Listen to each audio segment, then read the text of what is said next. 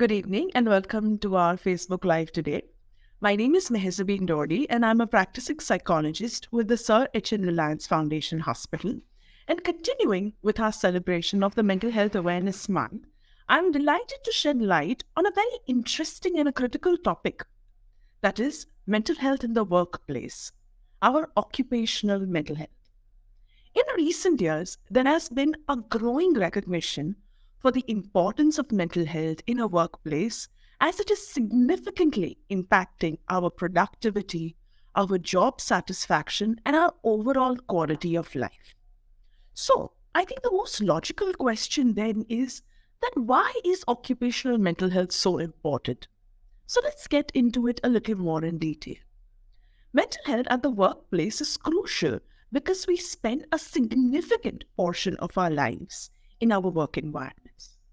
And a positive, supportive workplace culture can foster employee engagement, creativity, and even loyalty. Conversely, neglecting the mental health can also lead to reduced productivity, increased absenteeism, higher turnover rates, and even physical health issues. To understand it better and to get a little more context around it, let's examine the statistics and trends concerning this topic in our country itself. According to the National Mental Health Survey, about 9% of Indians experience significant mental health concerns. Workplace stress and burnout have been one of the leading factors in contribution of mental health issues. According to recent surveys, nearly 42.5% of Indian employees suffer from issues such as depression or generalized anxiety disorder.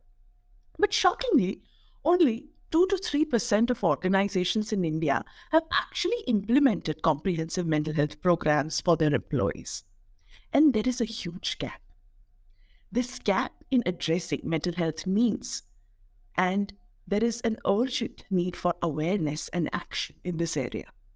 And of course, we're obviously aware of the recent COVID pandemic that hit us. The recent pandemic has also brought about a profound impact on workplace mental health issues. Studies indicate that since the pandemic, there has been a surge in stress, anxiety, and burnout amongst employees. The blur between workplace and personal life also leads to burnout and reduced productivity. Now, I'm sure you've heard me say burnout a few times. But what exactly is burnout? Burnout क्या होता है? Burnout is a psychological syndrome, essentially, that emerges as a prolonged response to chronic interpersonal stressors of the job. There are three key dimensions to burnout. The first one is a sense of overwhelming exhaustion. The second one is feelings of cynicism and detachment from the job. And the third one is a sense of ineffectiveness and lack of accomplishment. So if all these three factors are there when we're looking at our job, the chances are that we are experiencing burnout. So we understand that occupational mental health is a very, very important component of our life that needs its proper attention. It needs good amount of awareness. And to address these challenges and foster a mentally healthy workplace, I would like to share some effective coping strategies both for the employers as well as for the employees. So let's begin with the employers first. There are four major things that an employer can take care of while looking at workplace stress or workplace occupational mental health.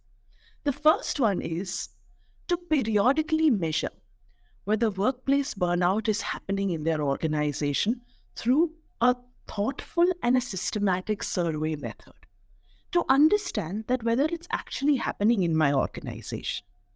The second thing is to keep track of workloads and regularly check in with workers on how they are actually doing and encouraging them to take advantages of their time offs, the facilities that the organizations would probably offer.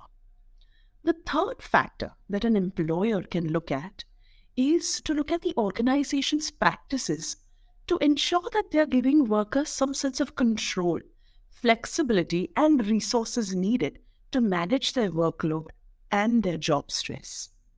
And the fourth important tip for all the employers out there is to offer resources.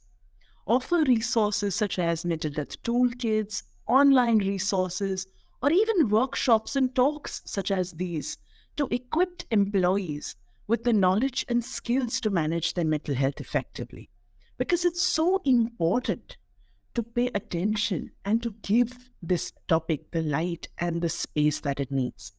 And of course, for employees, I'd like to share 7 coping strategies, which include, firstly, the most important one and perhaps the most basic, fundamental one is to prioritize our self care, which includes both our physical and our emotional well being. Essentially, meaning that we need to make ourselves a priority in our life. The second important factor to watch out for is to set appropriate boundaries, including giving ourselves permission to truly unplug from our work for reasonable periods of time. Although people might have different preferences when it comes to how much they want to blend their work as well as their home life, creating some definitive boundaries between these two realms can essentially reduce the potential for a work-life conflict and the stress that goes with it. The third important tip after setting appropriate boundaries is to take some time off, taking some time to recharge. To avoid certain negative effects of chronic stress, burnout, we need time to replenish and return to our pre-stress level of functioning. This essentially means that our mind, our body also requires some amount of switching off from work by having periods of time where you're not engaging in work-related activities or not thinking about work. That is why it is so important to critically and essentially disconnect from work from time to time, of course, in a way that fits your needs, your preferences, and your occupation. The fourth factor that we want to further look at is to prioritize your social relationships. Now, the value of this point was something that the COVID pandemic has brought up in the forefront. Healthy relationships with co-workers, with friends, with family can help provide a very good buffer for workplace stresses. It's almost like having an opportunity to unwind, to de-stress, and to decompress. Therefore, prioritizing social relationships is a very important technique to keep in mind. The fifth point that I would like to emphasize on is to practice stress management techniques. Of course, we understand that stress is going to be a part of life and it's always going to be something or the other that we have to deal with.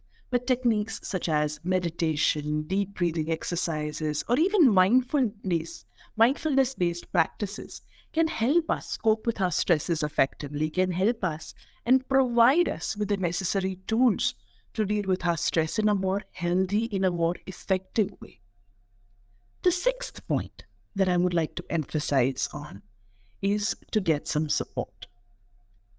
Now, accepting help from trusted friends, from family members can improve our ability to manage our stress. So talking about our stresses, talking about what's bothering us, talking about our share of burden, sharing it with people is very, very important.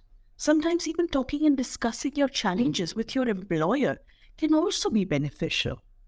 So getting some support, getting some help is important. And it's also very, very crucial for us to remember that we cannot do everything by ourselves. Support is necessary. Support is healthy. It is not a sign of weakness.